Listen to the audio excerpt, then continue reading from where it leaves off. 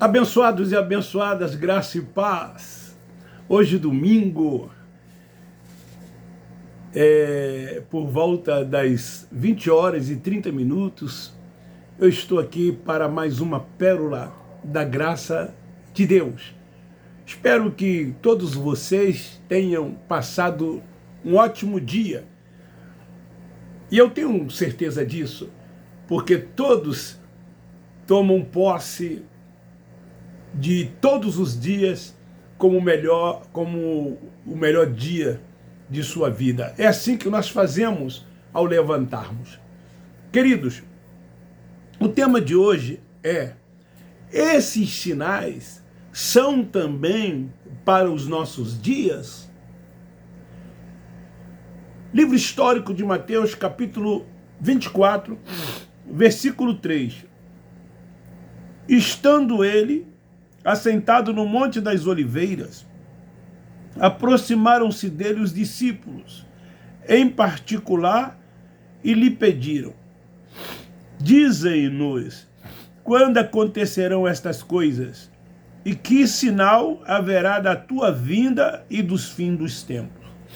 Depois, se você puder, leia até o versículo 14. E você encontrará uma relação de fatos e acontecimentos que Jesus lista para os seus discípulos que lhe perguntaram acerca de todas essas coisas. Vocês já perceberam que o fim dos tempos, também chamado tempo do fim, e também chamado de últimos dias, é um período futuro descrito variadamente nas escatologias de várias religiões. Em todo o mundo sempre foi assim. Será assim e é assim, tanto no mundo abraâmico quanto no mundo não abraâmico, que ensinam que os eventos do mundo alcançarão um clímax final, e é isso que eles pregam, é isso que eles ensinam, é isso que eles passam para as pessoas. E as pessoas, elas ficam apavoradas, ficam temerosas, com medo, porque é assim que eles se comportam, tentando intimidar as pessoas, mostrar para as pessoas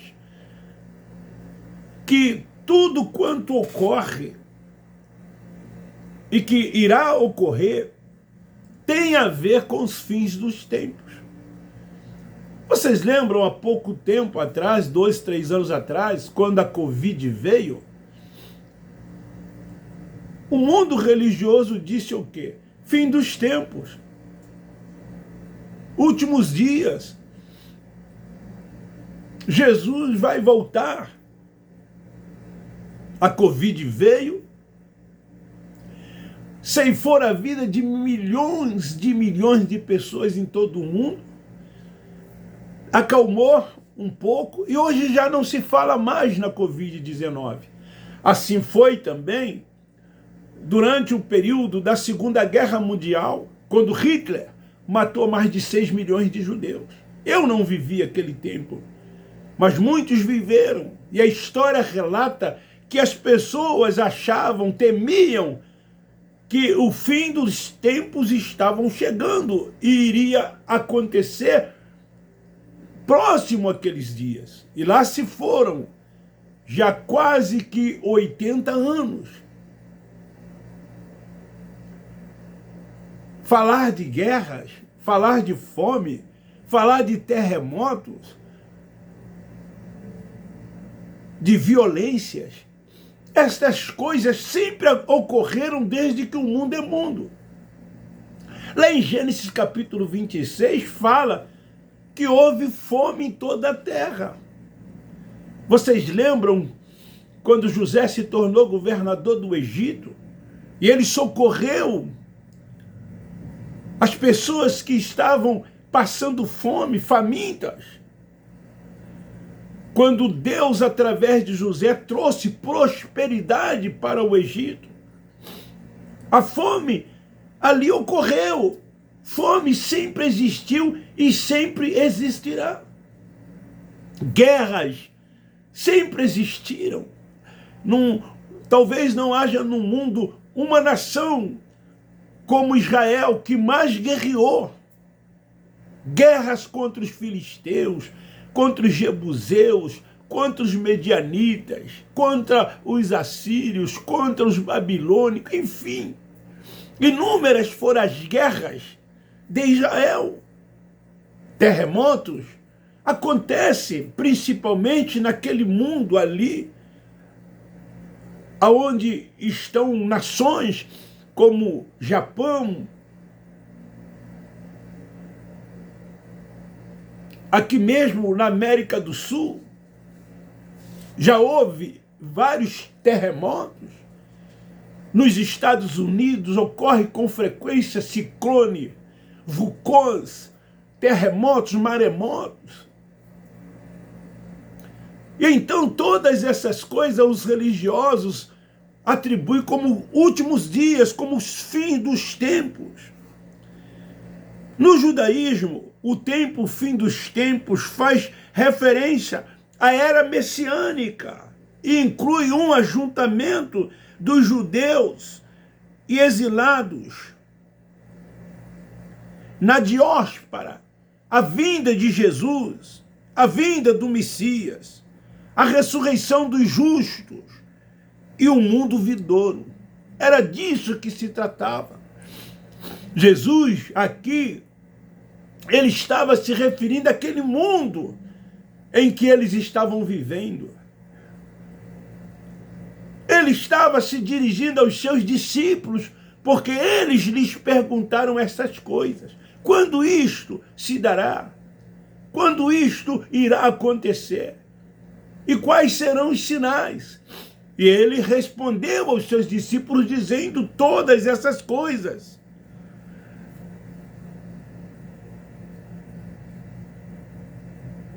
Então, dentro dessa crença, o cristianismo retrata o tempo do fim como um período de tribulação que precede, aspas, essa segunda vinda que eles esperam, essa segunda vinda que eles aguardam, que enfrentará o anticristo com sua estrutura de poder e aí então proclamará o reino de Deus. É assim que eles creem, que eles acreditam, é assim que eles esperam, é assim que eles aguardam. Se não vejamos, tanto eu disse no mundo abraâmico como não abraâmico.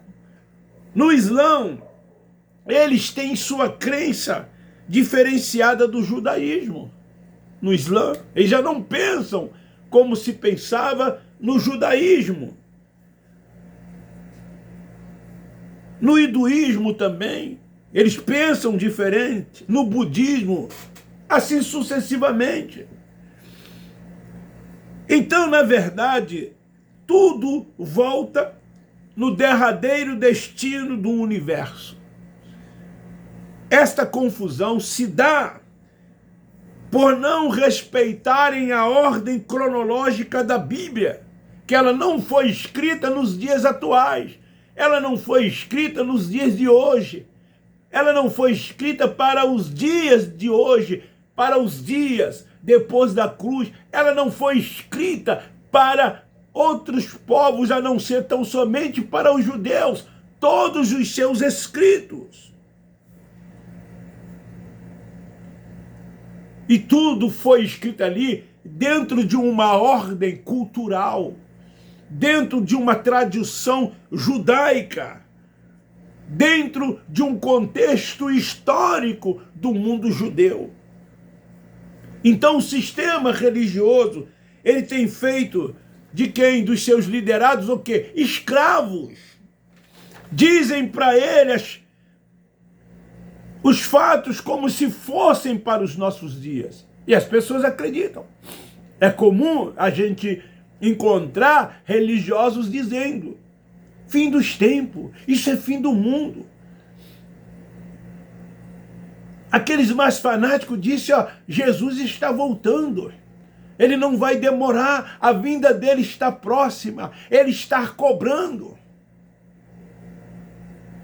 Assim sendo, as pessoas têm sido manipuladas pelos seus líderes religiosos, por esses tais que se dizem anjos da igreja, por esses tais que se dizem ungidos de Deus, por esses tais que se dizem ter autoridades espirituais sobre o povo.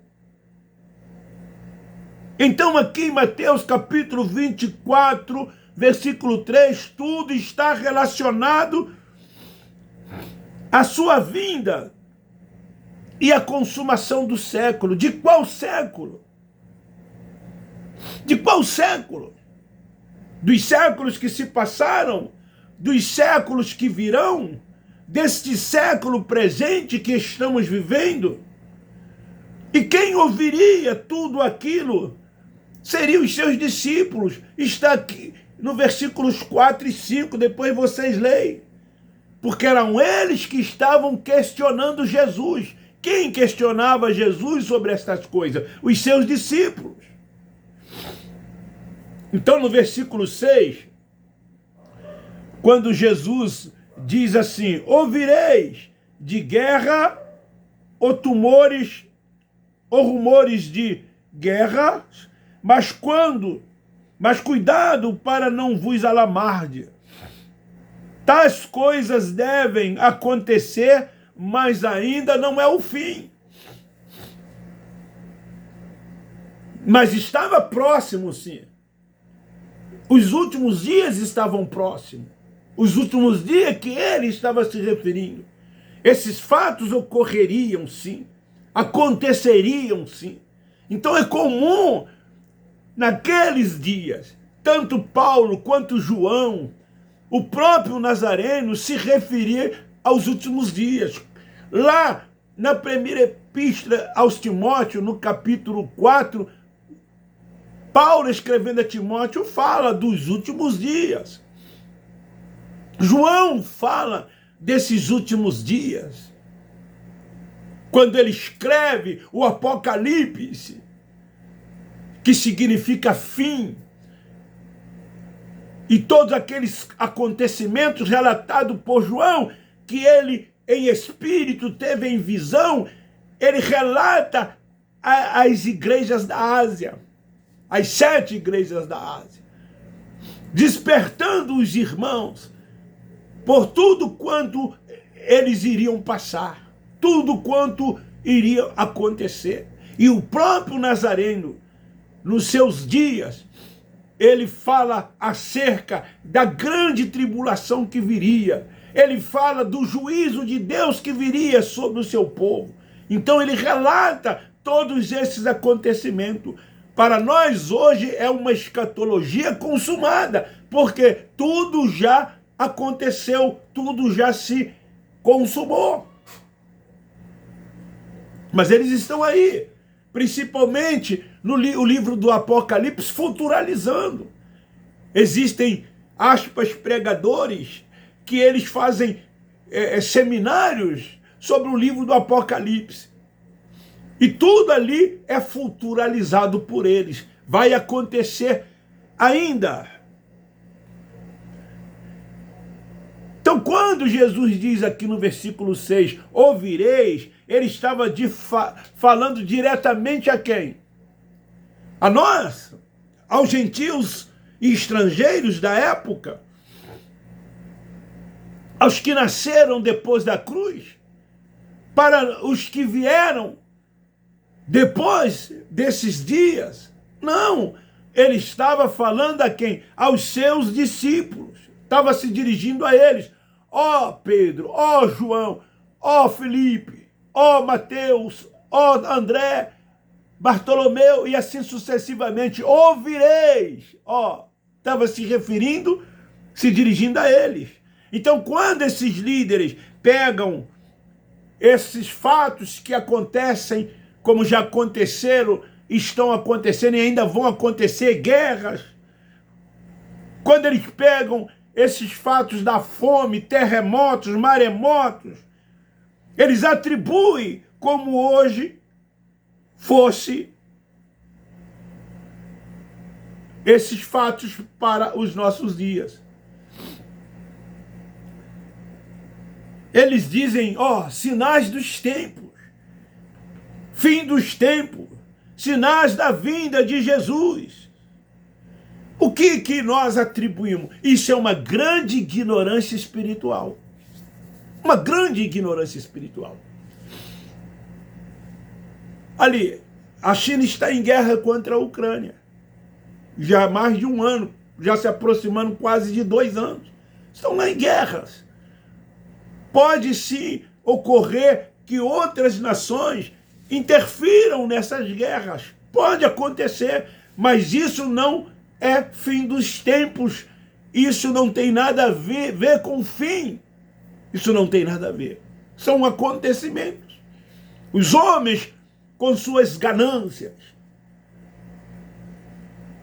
Os homens em busca do poder. Querendo se enriquecer cada vez mais, se tornarem potências. Eles fazem todas essas coisas. Bilhões, trilhões de dólares são gastos por nações com desenvolvimento de armas, de bombas atômicas, nucleares, para protegerem os seus países e se tornarem cada vez mais uma nação forte. Hoje a maior potência do mundo são os Estados Unidos da América. A China também é uma grande potência, assim como a Rússia. E eles estão numa disputa, querendo galgar cada vez mais um patamar superior. Então isso gera conflitos, geram guerras, e pessoas morrem. Mas não é o fim dos tempos, nem tampouco o fim do mundo. Lá em Eclesiastes está escrito, geração vai, geração vem, mas a terra permanece para sempre. Entre 1930 e 1945 morreram 6 milhões só de judeus. E está aí Israel. É uma grande potência, é uma grande nação. Aquele tempo se passou. E hoje eles estão aí. Todas essas coisas sempre aconteceram e acontecerão. Lê lá em Eclesiastes, no capítulo 1, versículo 4, 5, 6, 9 até o 10. Lá diz o que? Não há nada novo. Não há nada novo. Fome. Eu citei lá no início, no Egito existia fome. Naquela época que José governava o Egito, havia fome sobre a terra. Gênesis capítulo 26 fala disso. Guerras. Já ocorreram centenas de milhares de guerras. Eu citei aqui que Israel sempre esteve em guerras. Terremotos constantemente ocorrem. Já não é novidade em alguns países do mundo que até se prepararam, se estruturaram para suportar terremotos. A costa dos Estados Unidos da América sempre ocorre ali vulcões, maremotos, ciclones, e destrói, arrasa aqueles estados ali dos Estados Unidos da América. Então não há nada novo debaixo dos céus e nem em cima da terra. Então eles pegam esse texto isolado para dizerem que esses sinais também são para os nossos dias. Sabe por quê? Eles têm interesses de aprisionar as pessoas. Eles querem que as pessoas se tornem cada vez mais presas dessas sinagogas, presas desse sistema religioso e não sejam libertas. Eles estão indo cada vez mais em busca de pessoas para encherem os seus templos, que eles chamam de igrejas. E lá as pessoas ficam porque temem e têm medo de todas essas coisas, porque ainda não conhece o Pai dos Espíritos, o Deus soberano que reina sobre tudo e todos, o único Deus verdadeiro que sabe de tudo e de todas as coisas e conhece a todos. Não tem uma intimidade com Deus, não permite que o véu seja tirado, que a mente seja ativada, que a salvação é na mente, para que haja entendimento de todas essas coisas e viva aqui neste mundo sem temer o mal, sem temer qualquer tipo de coisa, sem ter medo de nada, vivendo o reino que está dentro de cada um de nós, que é paz, alegria e justiça, amando cada vez mais o próximo, sendo grato cada dia mais a Deus por tudo quanto Ele fez, reinando em vida, descansando nele, crescendo em graça e no conhecimento e tomando posse de todas as bênçãos que Ele já nos deu. Então eles têm interesses de aprisionar as pessoas, impondo a essas pessoas medo e terror. Eles não ensinam a verdade, alguns porque não sabem, outros sabem, mas não ensinam, sabe por quê? Porque a verdade liberta. João 8,32, o Nazareno disse, conhecereis a verdade e a verdade vos libertará. O Nazareno estava trazendo uma verdade, veio cumprir a lei, que eram as verdades de Deus. A verdade liberta do fardo, do jugo, das tradições, do medo, da opressão. A verdade liberta de tudo. A verdade nos abre os olhos, não nos deixa ser subjugados por que quer que seja. Por isso, estude, por isso, leia, por isso, examine, questione, bate de frente se for necessário, lute pela liberdade, porque Cristo já nos deu essa liberdade.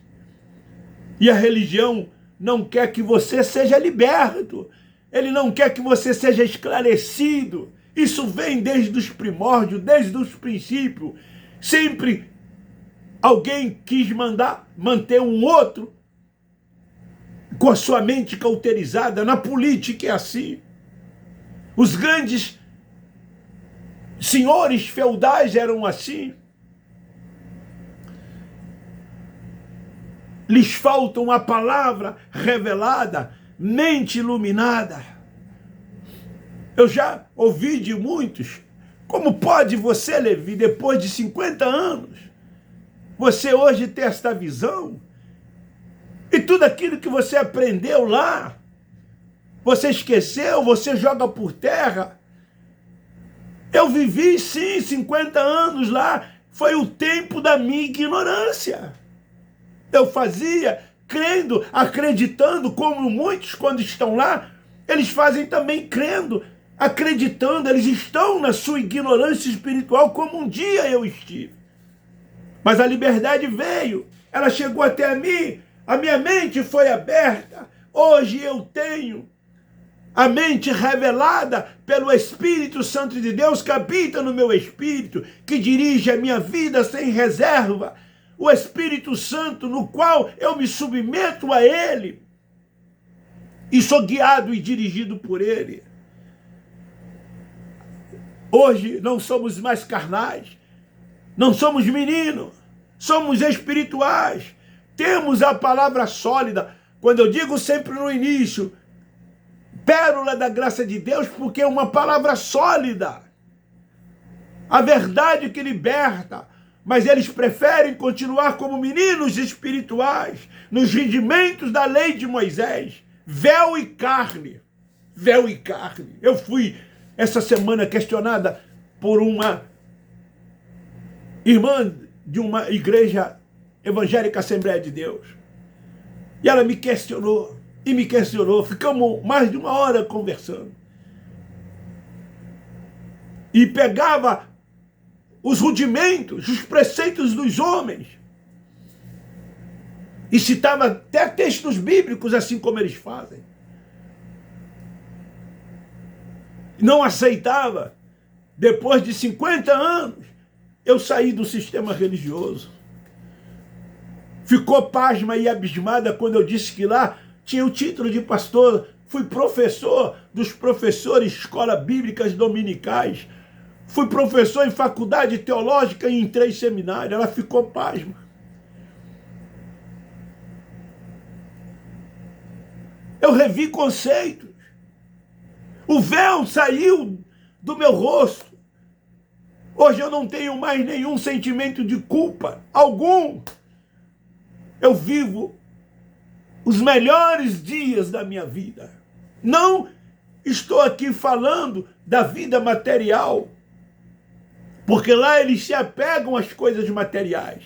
E muitas dessas igrejas neopentecostais, principalmente pentecostais, muitos estão lá em busca de bens materiais, dizimando, barganhando, aspas, com Deus, para que tenha uma vida abençoada e próspera. É isso que eles estão fazendo.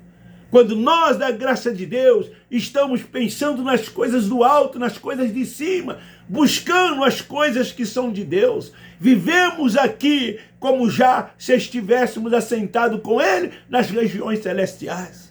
O reino dele está dentro de cada um de nós. Não estamos preocupados com o mundo que está ao nosso redor. Nós não estamos preocupados. Não estamos voltados para este mundo terreno, para as coisas terrenas, para as coisas desta vida, para as coisas deste mundo. Não estamos preocupados em querer fazer para tentar agradar a Deus como se faz dentro desse sistema religioso. É um tal de fazer e um tal de deixar de fazer. São meninos espirituais. Não se desenvolveram, não cresceram. Precisam crescer, ter a mente dele. Como Paulo disse, eu tenho a mente de Cristo. Eu já não vivo, mas ele vive em mim. Tudo aconteceu, querido, naquele século. Tudo aconteceu naquele aion. Tudo aconteceu naquela geração. O arrebatamento, a grande tribulação, o juízo, tudo se deram naquele primeiro século. Em 70, quando ele veio em juízo para julgar Israel. Esta é a palavra que muitos não querem saber, não querem ouvir. Eu já ouvi de alguns, eu nem perco meu tempo em assistir. É assim que muitos fazem. É assim que muitos agem. Eu nem perco meu tempo em assistir. Eles não querem saber da verdade de Deus, mas perdem tempo dentro dessas sinagogas, assentado horas e horas, dias e dias, ouvindo homens com seus preceitos, com seus achismos. Perdem tempo dentro desses lugares. Acreditam em tudo quanto eles falam. E muitos deles não se dedicam à sua família, à sua casa, a si mesmo, aos seus amigos, às pessoas que amam, que gostam, porque estão lá dentro das sinagogas, se tornaram verdadeiros religiosos. E nos dias do Cristo Nazareno, eles os chamam, todas essas pessoas, de fariseus, hipócritas e demagogos, porque não vivem a realidade das verdades de Deus. Essa é a mais pura. Por isso que muitos dizem, eu não perco meu tempo. Eu não estou nem aí para aqueles que pregam o evangelho da graça de Deus. É assim que eles agem, é assim que eles pensam, é assim que eles dizem. Eu ouço e já ouvi muito disso, e vou ouvir muito mais. Essa irmã que conversou comigo, ela me perguntou no final, se você saiu do sistema religioso, que para você lá é um sistema religioso, mas você está em outro sistema. Quando você vai para o YouTube, abre um canal e você começa a pregar aquilo que você acredita, isso é um sistema. É o seu sistema. Ela disse que é o meu sistema. É assim que eles dizem, é assim que eles falam. Nós não estamos aqui preocupados em fazer prosélitos. Nós não estamos. Nós não estamos aqui preocupados em querer tirar pessoas de dentro desses lugares. Não, não é isso. Eles ainda não entenderam. Nós queremos é que as pessoas acordem, desperte, levanta-te dentre os mortos para que o Espírito Santo possa esclarecê-la. Foi o Espírito Santo que abriu os meus olhos, que me deu esse entendimento. É Ele quem fala comigo, é Ele quem está comigo, é Ele quem me dirige, é a Ele que eu honro, que eu reconheço o poder, a glória, o louvor e a adoração. Tudo é Ele, porque é por todos, é por Ele, e nós somos um em todos. Fica aí esta palavra. Eu quero terminar dizendo, meu tempo já extrapolou. Hoje eu passei dos 30 minutos. Abba Pai, Abba Pai, Abba Pai. Olha aqui, nós da graça de Deus amamos vocês.